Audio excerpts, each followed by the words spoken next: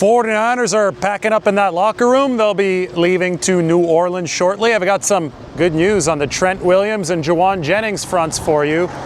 Also good news on the banner raising here. Look, home of the faithful making its way up Levi's Stadium. They've got to get this ready for the home opener. That's coming up next week against the Cardinals. First though, 49ers playing the Saints. This time last week, I was telling you on this update that Christian McCaffrey was likely to play. So you can trust this source of information. Trent Williams and Jauan Jennings are both officially listed as questionable, but both of them did practice today. Trent started practice off on the side wearing a helmet, doing some sprints. He's dealing with a knee issue. Jauan Jennings, who hurt his shoulder last week against Seattle, was participating the whole time that we were out on that field. So I would say that for Jennings, both of these guys have to be listed as questionable because there is no more probable designation. But I would say that if you had to grade just how probable they are in reality, Jauan Jennings probably more probable than Trent Williams. Spencer Burford would start in Williams' place at left tackle if he can't go. But I do think that Williams probably will go on Sunday against New Orleans. Quick peek into 49ers practice. There's Jauan Jennings looking A-OK. He even dunked one over the goalpost a little bit later. Now this is interesting. That's Morstead and that is Eddie Pinheiro, the new kicker. Look at this though. John Weeks punt snapping to Pinheiro, not to Morstead. More on this in a bit because the 49ers did work out a pair of left-footed punters today.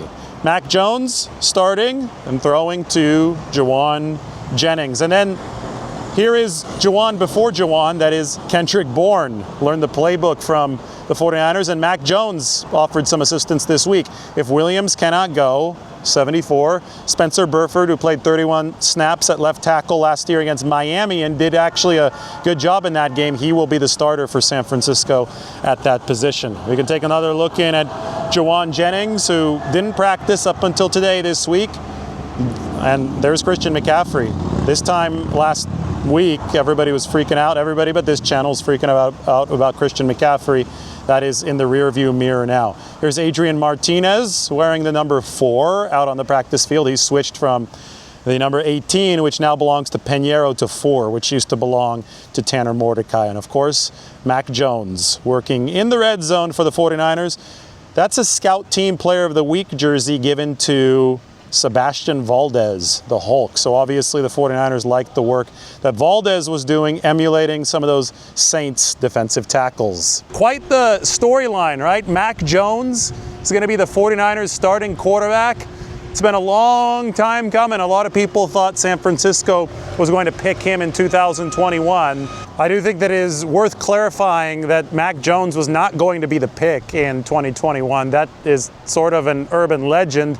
The 49ers were technically choosing between 2 finalists in Trey Lance and Mac Jones, but they moved up from number 12 to number 3 at great cost for a reason, because they wanted to select a quarterback who wasn't likely to fall to number 12, and that was Trey Lance, not Mac Jones. A lot of people got that wrong back in 2021, and I see some revisionist history after. Either way, there was a lot of public opinion pointing in the Mac Jones direction.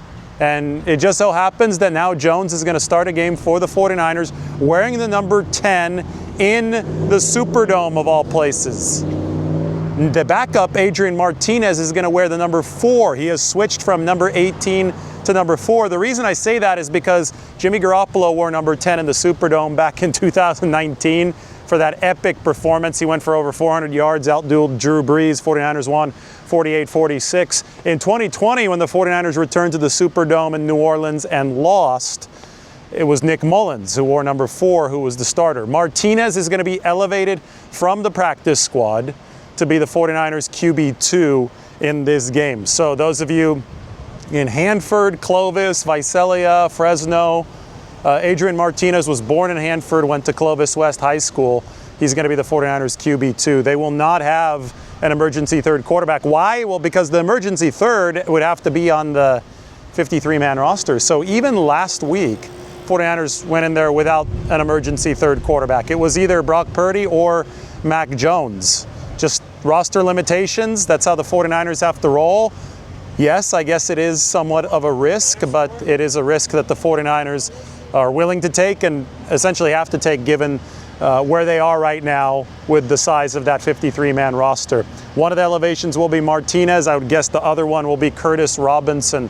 His second elevation coming up from the practice squad. Curtis is a core 4 special teams player for San Francisco. You only have 3 of these elevations, so at some point they're going to have to permanently promote Curtis Robinson to the 53-man roster, but that point has not yet come. Adrian Martinez, by the way, said that during the game against Seattle, he had the earpiece in, and alongside Curtis Rourke, 49ers rookie quarterback, 7th-round pick, currently on the non-football injury list, he and Curtis Rourke were listening to the communication between Brock Purdy and Kyle Shanahan with the earpieces, and Curtis Rourke was charting what the 49ers were doing. So even when these QBs aren't playing, they're trying to take advantage of the process during the game. They're trying to listen in, even trying to chart some stuff in the rookie Rourke's case to be as prepared as possible. And who knows, maybe it will come in handy for the 49ers when it comes to Adrian Martinez on Sunday. But Mac Jones has been good for the 49ers this offseason. I think that we saw Mac make a lot of progress from OTAs to training camp because he got more familiar with the building, the playbook, his teammates. He looked good in training camp. Did miss a little bit there at the end with the knee injury that he suffered scrambling against the Raiders, but that was not a serious one. He was quickly back for San Francisco, and now Mac is going to take the reins for this offense. You know, there's a lot of freaking out about this, but the 49ers upgraded quarterback 2 for a reason. Last year it was Brandon Allen and Josh Dobbs. This year it's Mac Jones, who's been a starter in this league, and I think has been a decent starter in this league. He was a Pro Bowler in 2021. I know that things went downhill after that for Mac Jones in New England, but Kyle Shanahan believes that he's very, very capable of operating his offense. I think the biggest drawback for the 49ers is that he's not as mobile as Brock Purdy. By the way, talked to Brock Purdy in the locker room today, said that he's feeling good. Obviously has a baby girl at home, around the same age as Christian McCaffrey's baby girl, so just the timing there for the 49ers and their families, obviously something that those two guys are really happy about. But Brock will not go this week. There's a chance that he is back next week, although the most likely seems to be that he's out at least 2 weeks. He's dealing with a toe injury, a toe sprain. And you know, remember the other day I said the actual name of it. It is way too long for me to pronounce without being able to read it here during the helmet update. If it is with his big toe, which has not been revealed, it would be commonly known as turf toe. But if it's with any other toe, it's technically not commonly known as turf toe. But anything like this, the 49ers are treating it as week by week. John Lynch the other day said that the foot specialist for the entire NFL is on the 49ers medical staff, and there were positive indicators coming out of the scans that Brock Purdy went through early in the week that this could be on the shorter end of the 2 to 5 week spectrum than the longer end. For now, they've got to go into New Orleans and find a way to get a win in a loud environment with Mac Jones as their quarterback, without George Kittle at tight end. But they're still favored to do this, and it's going to be up to the defense to take its next step against Spencer Rattler and company. I don't think that this opponent is as good as the Seattle Seahawks, probably on either side of the ball. But the opponent must still be taken seriously, not just because the 49ers are starting a backup and because their all-world tight end is not ready to go for this game. He's going to be on injured reserve for at least 4 games, but because, you know, we were talking so much of this time last week about the growing pains that the 49ers defense will inevitably face this year. It's not like those magically disappeared with the great performance at Seattle. There could still be coverage busts. There could still be problems for the 49ers defense. This is not an all-world unit yet. They still have to establish themselves.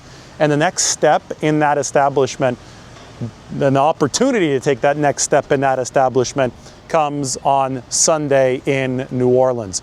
And one more thing here on the punter tidbit, a little bit more information. The 49ers working out 2 punters here in these days. One is Brock Miller, who was with San Francisco actually from January to May of 2017. That was Kyle Shanahan and John Lynch's first year at the helm. And the other is Matthew Hayball, who actually punted for the Saints last year. Both of these punters are left-footed punters.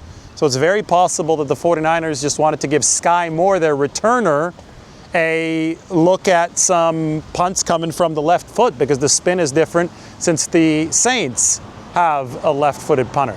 With that being said, as you saw in the video a little bit earlier, the 49ers had Eddie Pinheiro, their new kicker, taking some punt snaps today from John Weeks, the long snapper, while Thomas Morstead provided the rush. That was interesting to me because Morstead is obviously technically the punter for the 49ers. Morstead not listed on the injury report.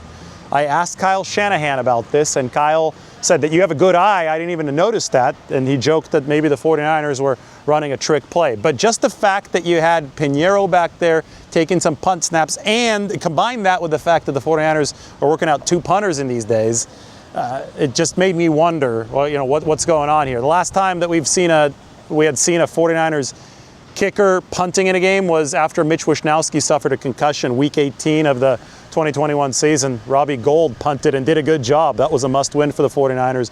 Gould was a hero in that game against the Rams. So just some food for thought here entering New Orleans. That's great. I mean, we were talking about it a little bit here and there and just texting back and forth, FaceTime and stuff. And once he came and worked out, we did our little handshake, and I was like, you got to sign here. And Mick Lombardi, obviously our quarterback coach, was with us in New England. He's like, who would have thought we would all be standing here on a Thursday afternoon, you know, me, Kendrick, and Mick. So it's kind of crazy, but we definitely have good rapport, and really just trying to challenge him to, you know, learn the plays he just got here, and I think he'll be ready to, you know, do what he has to do. How much were you able to help him pick up some of the playbook this week? A lot. We definitely spent a lot of time together, had a couple extra meetings with him, and just continued our friendship that we have. He knows how I see the game, and he does a great job coming back to the ball and playing hard and playing for 60 minutes. And one thing about KB, he's going to give everything he's got, like a lot of receivers in that room, you know, Ricky, JJ, so they're all built from the same stuff. And I'm looking forward to just competing for 60 minutes. I think it's a lot of great football minds. So just learning football, learning the offense, and I think there's some of the best teachers in the game. Obviously, you have to prepare like you're starting with you being the backup. So how do you go? Thing last week. I think that's the job of an NFL quarterback, whether you're the starter or the third string guy on practice spot. So I wouldn't say my approach this week has changed at all from last week, and staying true to that. What's it like working with Mac and Brock? It's been awesome. Yeah, I think they're both really good guys. We're all around the same age, and I've appreciated their approach to the game, and you know, I'm learning from them as well. What's your take on Spencer Rattler after emulating him for a week? I think he's really good, really talented. He's an NFL quarterback, like I've said a couple times now. It takes a certain level to get to this point, and I think he's got a ton of potential, and he's put some good stuff on tape. Is you know, the takeaway from week one with them that he just was you know, targeting a lot of guys, spreading the ball around, things like that with the offense? It'd be hard for me to say. I wouldn't make any statements on that personally. I think you know, the defense would be better suited to answer that. Did you have an earpiece in during the game last week? Is that what backup quarterbacks do? Yeah, you know, find a way to listen to the call, follow along. Me and Curtis Rourke actually were both like following along. He was charting plays, and we were communicating on that. And then obviously in the sideline, every time Brock would come off, we're all there listening to Mick, getting the communication. Especially for you and Curtis, relatively new to the building, how much can you glean from your first game following along that closely? Yeah, well, I think every game, every moment, especially early on, is a learning experience. So I'm just soaking in as much as I can. I feel like I learned just how the game process goes, the flow of the game. Every team does it a little bit differently. So even something as small as that, like when we go out for stretch, what we do in stretch, when we throw to receivers, little stuff like that I was able to pick up, which just makes me feel more comfortable. Mm-hmm. And speaking of feeling comfortable, just, you know, you've had the luxury of being able to play football games, you know, since your final game in college, you know, playing in the UFL, playing. How much does that help you think, just to, you know, go to the Jets, come here to just pick up things up and feel comfortable out there? For sure. I have a lot of experience playing ball. Obviously, my time in the UFL, and then even this preseason, I got to play a lot of football. So the combination of those things allows me to feel like I can hit the ground running, and I think that's helped me so far here. You have to, Good luck. Thank you. Cool. Yeah. You have to change your number? Yeah, I'm number 4 now. I am. Yeah. Hey, do as I'm told. You know what I mean?